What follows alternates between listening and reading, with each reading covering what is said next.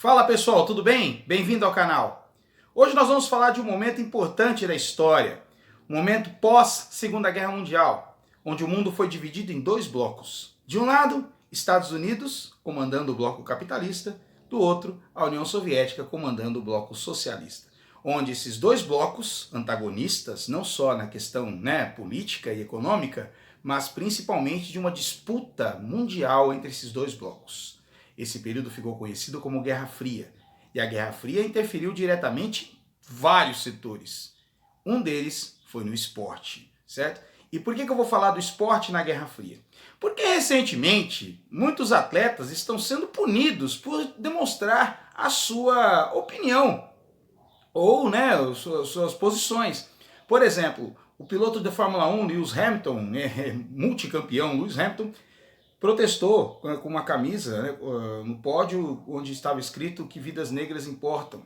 A FIA, Federação Internacional de Automobilismo, puniu, chamou a atenção do piloto Lewis Hamilton para não usar mais esse tipo de protesto no pódio da Fórmula 1. E aqui no Brasil, uma jovem chamada Carol Soderberg, jogadora de vôlei de praia, lançou um fora Bolsonaro após o jogo e foi punida, inclusive pelo STJD, Superior Tribunal de Justiça Desportiva, pela sua atitude política, ou pelo seu posicionamento após o jogo. Tá certo? Por que eu estou dando esses exemplos? Porque durante a Guerra Fria houve também diversas manifestações esportivas, contrárias ou a favor dessa disputa política e dessa interferência política que foi a Guerra Fria. O maior exemplo disso foi o boicote dos Estados Unidos às Olimpíadas de Moscou em 1980. Beleza? Vamos aprender com o professor Marcelo Rosa. Mas antes, quero falar dos dois parceiros do canal, a Clique Design, Design Gráfico e Fotografia, responsável pela criação da logo do canal, que já faz parte do cenário aqui, que já faz parte do canal, do conhecimento de vocês, e a Clique Design dos meus amigos Cleison e Venise, que é a melhor empresa de design e fotografia de Mato Grosso do Sul. Outro parceiro que eu quero falar é da Nectar Sobremesa, responsáveis por bolos, tortas, enfim, sobremesas maravilhosas que servem para adoçar a nossa vida, ou não é? Vivemos num período tão difícil de pandemia, de isolamento, de dificuldades, de desemprego, de inflação, de corrupção. Nada melhor do que uma sobremesa para adoçar nossa vida, nossos corações, não é? E a melhor sobremesa de Mato Grosso do Sul você encontra na Nectar Sobremesas. Faça seu pedido que ela entrega para você a melhor sobremesa de Mato Grosso do Sul. E eu vou deixar aqui na descrição o link da Clique Design e o Instagram da Nectar para você conhecer esses parceiros do canal. Também quero pedir para você se inscrever no canal, esse canal que fala de história, que fala também, que a gente tenta pegar o cotidiano ou coisas ligadas à nossa vida, à nossa vivência, à nossa cultura, à nossa arte e tentar trazer isso para o contexto histórico, para explicar o contexto histórico desse fato, dessa relação que a gente tenta fazer. A gente tenta explicar a história de uma forma diferente, de uma forma mais alegre, Por isso esse canal foi criado para você. Então se inscreva no canal, dê o like no vídeo, o like é muito importante para que o YouTube possa acreditar que o canal realmente é importante, certo? E compartilhe o canal com seus amigos para que esse canal se torne uma realidade e tenha uma visibilidade ainda maior. Tá legal? Solta a vinheta!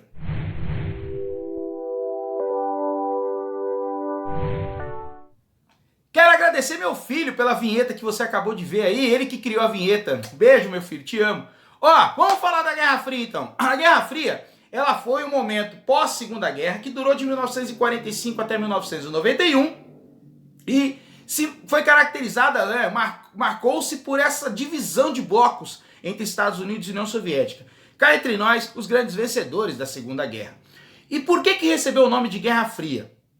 Porque durante esse período todo de divisão de blocos, esses dois blocos, liderados pelos Estados Unidos e União Soviética, esses dois países respectivamente, eles vão entrar numa disputa absurda, onde essa disputa vai envolver inclusive uma disputa armamentista, uma disputa bélica, onde Tanto Estados Unidos quanto a União Soviética vão investir no desenvolvimento de armas atômicas, de armas nucleares. Muito, mas muito piores do que aquela, ou maiores, né, do que aquelas que foram lançadas em Hiroshima e Nagasaki.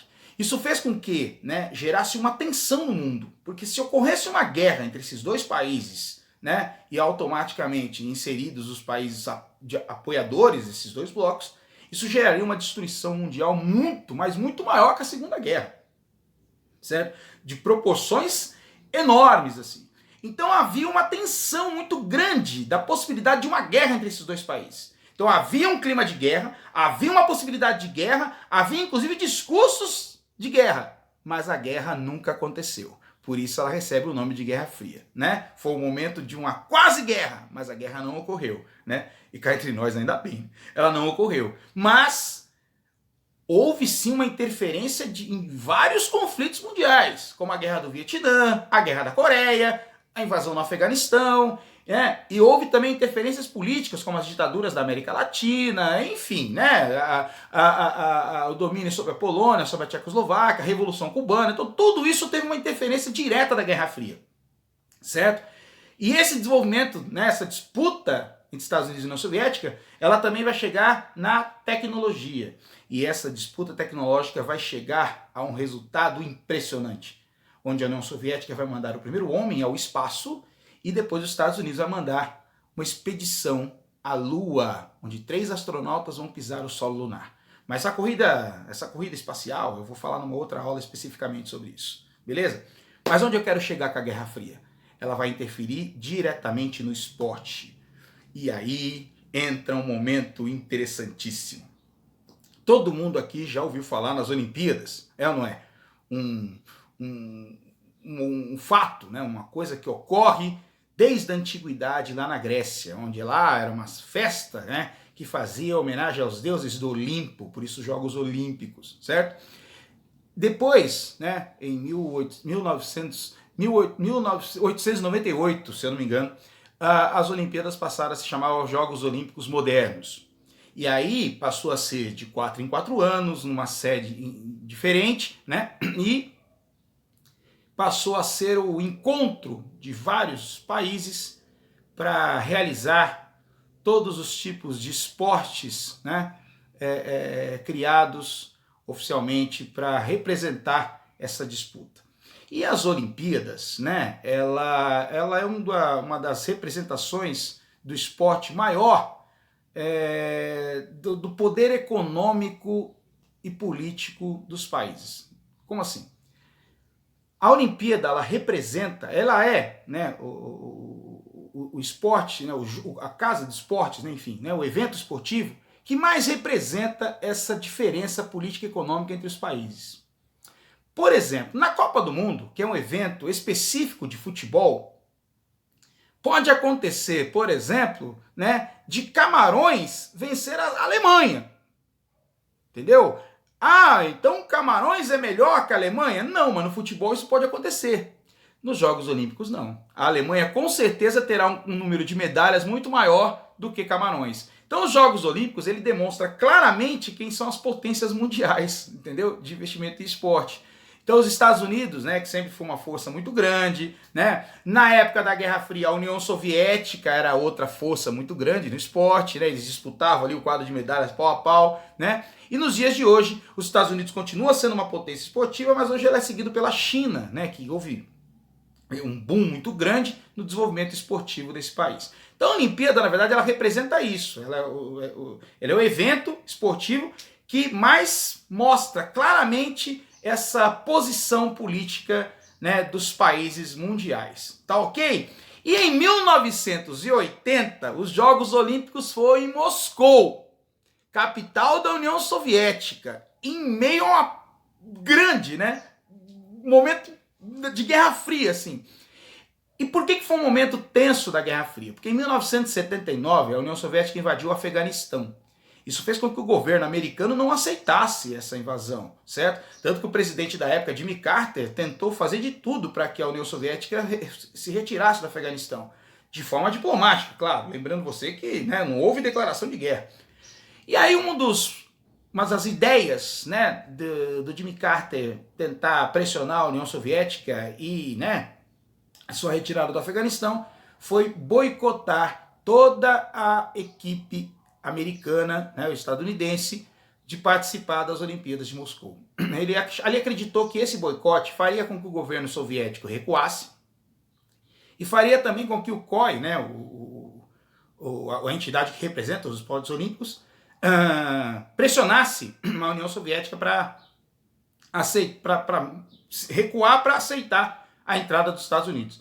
Só que não aconteceu nenhuma coisa nem outra. A União Soviética não recuou e o COI não teve força de pressionar nada, né? Porque era um momento em que a União Soviética também mandava no mundo, não era só os Estados Unidos. Você entendeu? E aí, as Olimpíadas de Moscou, então, ela vai começar, né? Ela começa no dia 19 de julho de 1980, ou seja, fez 40 anos, né? Essa abertura da Olimpíada, né? E apenas 80 países participaram, porque não só os Estados Unidos boicotou, mas quanto seus países aliados. Mas tem uma curiosidade, os países aliados boicotaram, menos o Brasil, que era aliado americano, não boicotou, né? Embora, né, naquele momento o governo brasileiro era totalmente submisso aos interesses americanos, mas ele mandou, né, a sua equipe para a Olimpíada. E outros países como a Grã-Bretanha, a França e a Itália participaram, né, dos Jogos Olímpicos, mas não com a sua bandeira oficial, com a bandeira olímpica. E isso representa uma forma independente de participação. Olha, a Grã-Bretanha não participou, mas alguns atletas quiseram participar, então eles foram de forma independente, através da bandeira olímpica. Foi isso que aconteceu. Então foram menos participantes das Olimpíadas, mas isso não tirou o brilho. As Olimpíadas de Moscou, ela ficou para a história, certo? Principalmente por dois aspectos. O primeiro deles foi que a União Soviética sabia que a abertura dos Jogos Olímpicos ia ser transmitida para o mundo inteiro. Pela primeira vez, o mundo capitalista descobriria a União Soviética, né? Já que o bloco capitalista, o bloco socialista, foi chamado pelo Winston Churchill de cortina de ferro. Então você tinha ali, né, no subconsciente dos países capitalistas, como é que funcionava, né, a União Soviética. E a propaganda capitalista que era lançada no bloco americano era de que é coisa horrorosa, coisa terrível, né? O comunista era horroroso.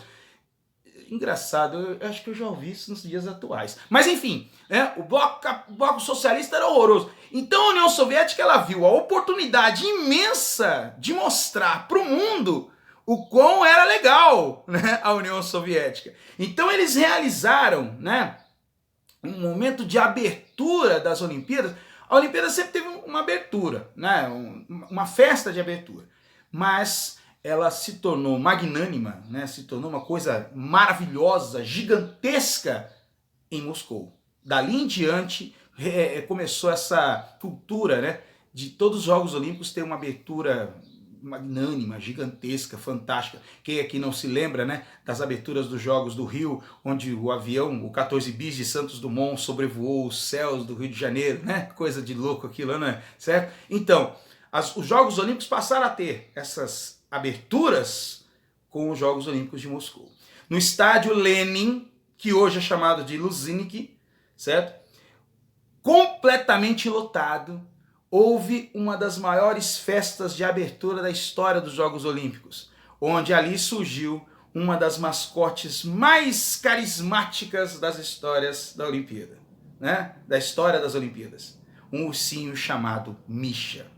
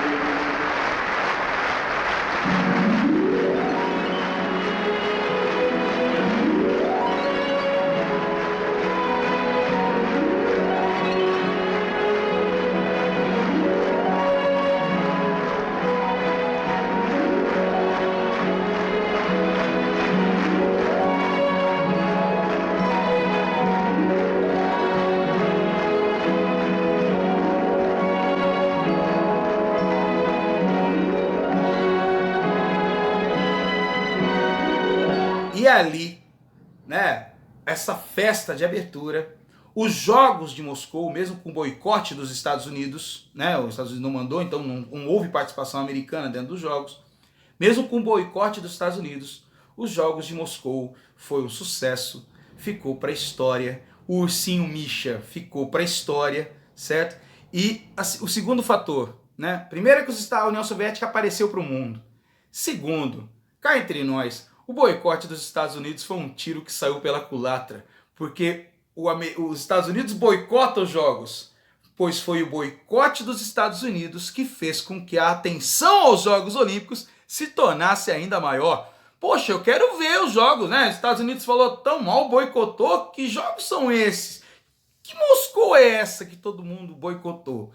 A curiosidade fez com que os jogos se tornassem um sucesso, né? O tiro saiu pela culatra, o boicote americano, certo? Então, em 1980, há 40 anos atrás, acontecia um dos Jogos Olímpicos influenciados diretamente pela Guerra Fria, onde, né, a rivalidade entre Estados Unidos e União Soviética fez com que o governo americano boicotasse as Olimpíadas de Moscou e, pela primeira vez, os Estados Unidos deixava de participar, não, a potência do esporte deixava de participar de uns Jogos Olímpicos, tá certo? E em 1984, 4 anos depois dos Jogos Olímpicos de Moscou, as Olimpíadas foram em Los Angeles, nos Estados Unidos. E adivinha quem boicotou? A União Soviética e seus aliados lá, certo? A Olimpíada de Los Angeles também foi marcada pelo boicote soviético. Mas, né, cá entre nós, ela não ficou a Olimpíada de Los Angeles ela não ficou para a história como ficou a de Moscou. Pelo boicote americano, mas pela abertura, pela possibilidade que o governo soviético viu de fazer uma propaganda mundial do seu país, uma propaganda mundial de Moscou, para fazer uma abertura fantástica como aquela, e por ter o ursinho Misha como a mascote mais maravilhosa da história das Olimpíadas. E, né, para a juventude que está vendo esse vídeo agora, vai lá no YouTube, vai no Google, e pesquisa o ursinho Misha, né? Você vai ver o que eu estou falando aqui. Tá legal? Beleza? Bom, pessoal, a aula era essa, certo? Adorei falar sobre esse tema com vocês e vou pedir mais uma vez para que você se inscreva no canal, para que você dê o like nesse vídeo, porque o seu like é muito importante, para que você compartilhe o canal com seus amigos para fazer desse canal uma realidade. Tá certo? Bom, gente, forte abraço, um grande beijo e até a próxima. Tchau!